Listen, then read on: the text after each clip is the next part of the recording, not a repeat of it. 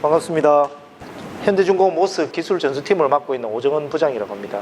오늘은 교육 안전하면 더 잘 아실 겁니다. 더 잘 아실 거지만 그래도 우리 안전이라는 거는 이게 아무리 해도 이게 잘 줄어들지가 않더라고요. 중공업도 마찬가지고 이 안전이라는 거는 완벽하게 되기가 참 어려운 것 같습니다. 그러니까 근로자나 또는 관리감독자나 그 다음에 협력업체나 저희 또는 모든 안전 이런 모든 게 최대한 노력을 해야만 막을 수 있을 것 같다 이런 생각이 듭니다. 자, 단기공사 절차에서부터 사고 사례까지 보도록 하겠습니다. 발주를 구매부를 통해서 받으시면 이제 자재만 납품하는 게 아니고 공사를 해야 되는 것 같은 경우는 이제 중공업의 하이세스라는 것에 들어가서 단기공사 신청을 하시고 각 중공업에 해당된 안전팀에 가서 위험작업 신고를 서면 또는 전산을 하십니다. 그 다음에 이제 요거는 아직 확정은 아닌데 저희들이 이게 안전교육을 법적으로 1시간 이상 시키게 돼 있는데 이러다 보니까 교육자가 누구냐에 따라서 교육의 범위, 질, 내용 이런 것들이 너무나 다양하다 보니까 교육 효과가 조금 떨어지는 것 같았어요. 그래서 공동적인 거는 저희들이 향후의 생각은 유튜브로 만들어서 유튜브로 사전에 시청하게끔 하고 당일 오시면 그 시청한 내용에 몇 개를 물어서 충분히 보셨다는 게 증명이 되면 그분들은 그냥 현장 교육 위주로 하고 그렇지 않은 분들은 거기 남아서 영상을 보시고 그 다음에 나머지 1시간은 그 현장에 맞는 안전교육, 예를 들면 같은 고소 작업이라도 예를 들면 위치마다 또는 형태마다 다르기 때문에 그런 것들을 위주로 좀 해야 되겠다. 그래서 안전교육의 질적 향상을 좀 높여야 되겠다 이런 생각을 하고 있습니다. 당일날 출입하시고 그 다음에 법정 안전교육 받으시고 그 다음에 저희들하고 같이 이렇게 합니다. 요거는 제가 나중에 별도로 요약된 것을 같이 공유하도록 하겠습니다. 자, 근데 이제 우리가 서류를 하는데 이 서류가 왜 필요한지 그렇지 않으면 짜증만 납니다. 그죠? 우리가 뭐 관공서에 가더라도 뭘 제출해라 하면 서류가 막 너무 제출해야 될 게 많고 뭐 대출 하나 하더라도 마찬가지입니다. 저희들도 이게 지금 서류가 많아진 거는 다 법적으로 무슨 문제가 생기고 또는 그런 것들 때문에 보완하다 보니까 이렇게 된 겁니다. 자, 그래서 우리가 상식적으로 중공업에 들어왔다 했을 때 이런 것들은 좀 실무자로서 좀 약간 같이 공감을 했으면 좋겠습니다. 자, 위험작업 신고는 왜 하느냐? 결국은 단기공사 협력업체가 해당 안전팀에 알려주기 위해서입니다. 안전팀이 이걸 인지하는 방법이 없기 때문에 그렇습니다. 안전팀이 인지하는 방법은 이 위험작업을 서면으로 내든 전산으로 하든 이렇게 해야 안전이 이걸 보고 접수해서 무슨 공사를 하는구나 어떤 작업을 하는구나를 인지합니다. 그래서 결국 안전팀을 인지시키기 위해서 위험작업 신고가 필요하다 이렇게 보시면 되고요. 그 다음에 교육훈련 기록표는 이건 저희들이 해야 될 겁니다. 그죠? 그날 당일날 작업하는 모든 분들에 대해서 1시간 이상의 위험에 대해서 같이 공유하고 거기에 대한 걸 알려드리고 그렇게 하면서 각자 서면으로 확인을 해서 저희들이 주관을 하고 교육 대상은 단기공사 오시는 모든 분들이 해당이 되겠습니다. 그래서 이거는 저희들이 시키는 1시간 이상의 법정 교육에 대한 그 서류다 이렇게 보시면 됩니다.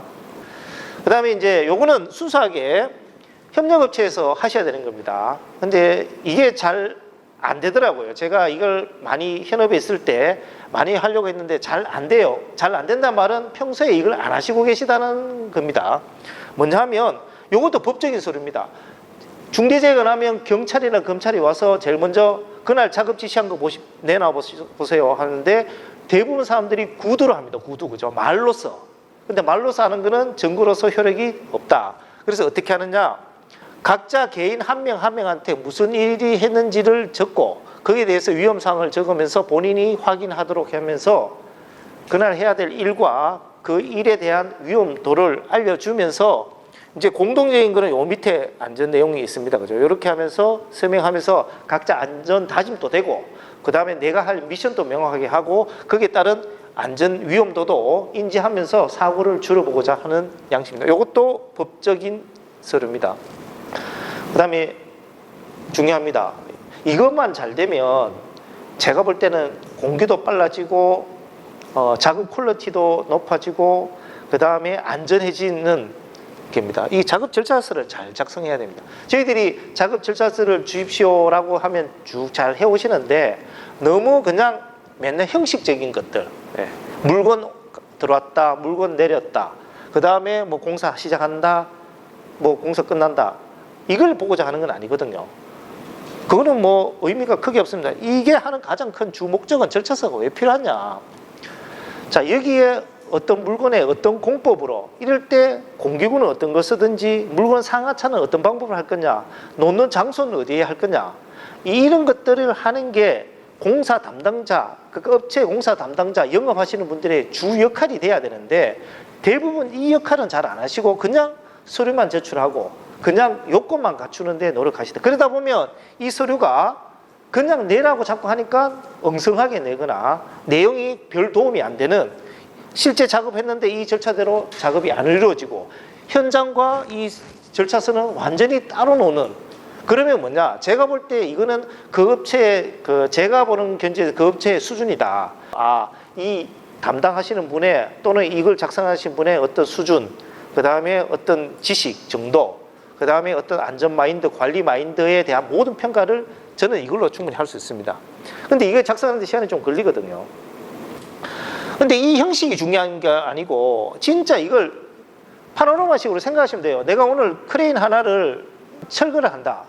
그러면 제일 먼저 해야 될 게 뭐냐? 자, 작업장 통제부터 해야 된다. 그 다음에 전은 어디인지 확인해야 된다. 자, 이게 우리 할 역할이 아니다. 이게 모스에서 해야 될 거다. 모스에 가면 담당자한테 이거를 해달라고 하자.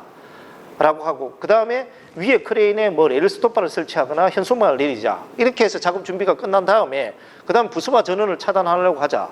부수바 전원을 차단하면, 자, 그 다음 뭐부터 내릴 거냐? 뭐 통째로 내릴 거냐? 통째로 내리면 뭘로 내릴 거냐? 그럼 너그는 지금 있느냐? 올라가서 확인하고, 러그 없으면 러그를 떼운다. 러그 떼울 때 MT 검사를 해야 된다. MT 검사를 하면 이제 줄거리는 몇 도 하냐? 그럼 각은 60도 이내로 해야 되는데, 이 공장은 60도 안 나온다. 다파가 안 맞아서. 그러면 80도, 120도까지 해야 된다. 그럼 이럴 때는 줄거리를 더 튼튼하게 해야 된다. 이런 것들을 하면서, 그 다음에 하이드로크레인은 어디에 앉을 거냐? 하이드로크레인을 할 거냐?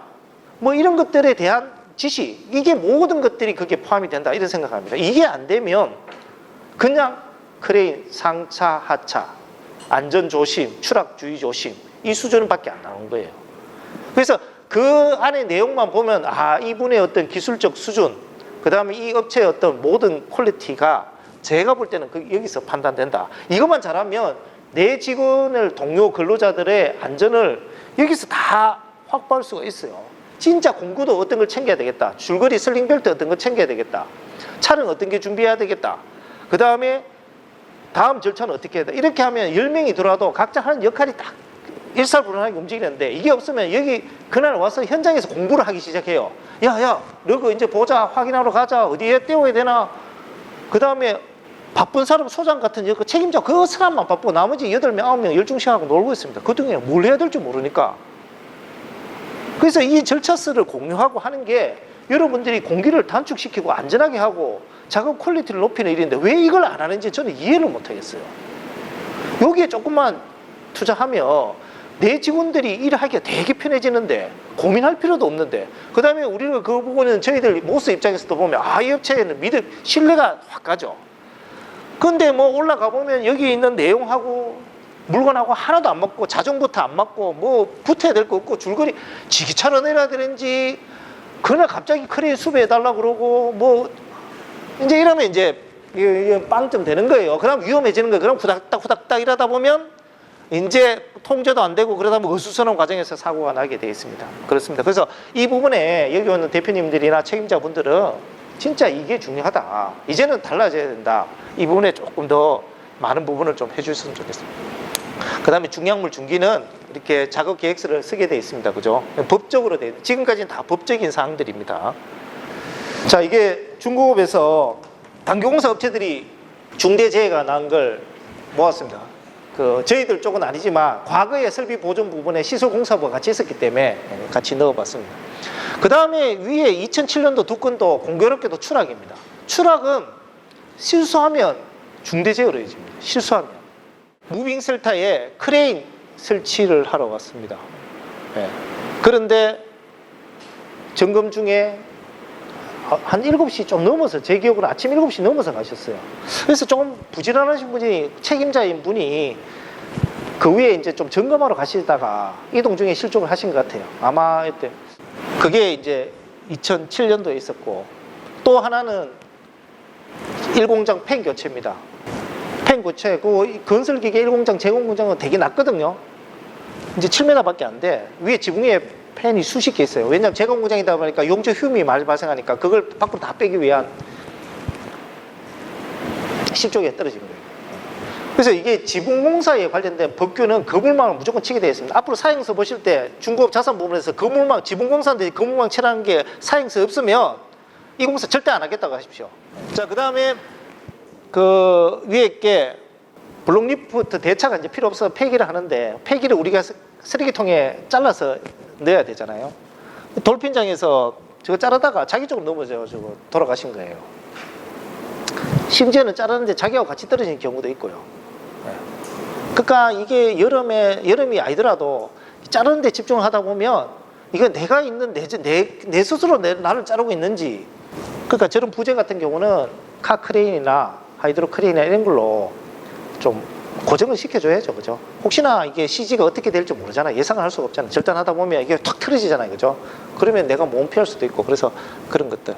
그 다음에 2002년 1월은 그 성가 공장의 가공 전처리 1호 라인에 쇼트머신은 이제 슈트로 이렇게 수거해가지고 버켓 엘리베이터에서 버켓이 그 쇼트볼을 떠가지고 이렇게 회수를 해갑니다. 그러면 위에 상부에 우리 상부 드럼이라 하기도 하고 상부 풀리라고 합니다. 공식 명칭 풀리. 상부 풀리에 벨트가 감겨가고 거기 버켓이 여러 개 박혀 있으면서 이렇게 퍼가지고 위로 올리는데, 그 위에 교체 공사를 하러 위에 있는데 위에 정비용 크레인이 움직여 버린 겁니다. 그러면서 그 사이에 협착이 돼 버린 거예요. 크레인하고 본인하고 이제 껴서 이제 사고 난 사고입니다. 그래서 이제 이런 게 아까 제가 말씀드린 것 중에 뭐 고소 작업, 이런 공동 작업 말고 이 현장에 위험한 거는 저희들이 아니까 저희들이 그런 걸 교육을 해야 된다. 저는 그렇게 생각합니다. 이 작업장의 특수성, 이 작업장의 어떤 환경. 왜냐하면 외부에 계신 분들은 잘 모르니까, 야, 이런 것들은 여기에서 이럴 가능성이 있으니 조심하셔야 됩니다. 이거는 저희들이 알려드려야 돼요. 그죠? 근데 이제 이런 교육들이 저희들도 그런 게 아직까지 훈련이 잘 안 돼 있다 보니까 애로사항이 있는데, 하여튼 이런 것들은 저희들이 앞으로 조금 해야 됩니다. 번호 교체하고 시운전을 가지고 폭발이 일어났습니다. 폭발이 일어났는데 다행히 근처에 사람이 없어서 중대재해는 안 일어났습니다. 폭발이 일어나가지고 큰일 날 뻔했습니다. 시운전 하실 때 조심하셔야 됩니다. 지식이 있어야 됩니다. 절단 장비에 여기 케이블 베어가 요 위에서 이렇게 움직입니다. 근데 여기 세미 겐츄리 크레인이 여기로 가다가 요 분 작업하고 있는 분을 툭 쳐버렸어요. 이거는 서로 작업 공유도 안 됐고, 그러다 보니까 이제 아차 사고로 갔는데 여기도 중대재해 날 뻔했습니다. 끼임이나 이런 거 날 뻔했어요. 와이로프 교체하는데 클램프를 이렇게 이중으로 잘 하셨는데 이 방법을 잘못하셔가지고 이게 풀려면서 큰일 날 뻔했던 사고입니다. 와이로프가 다 떨어졌겠죠. 그러니까 아까 이게 말씀드린 게 이게 여기 이제 화재 사고 났던 건데, 우리가 저 가스 연결을 에어하고 산소하고 잘못 꼽아 넣은 거예요.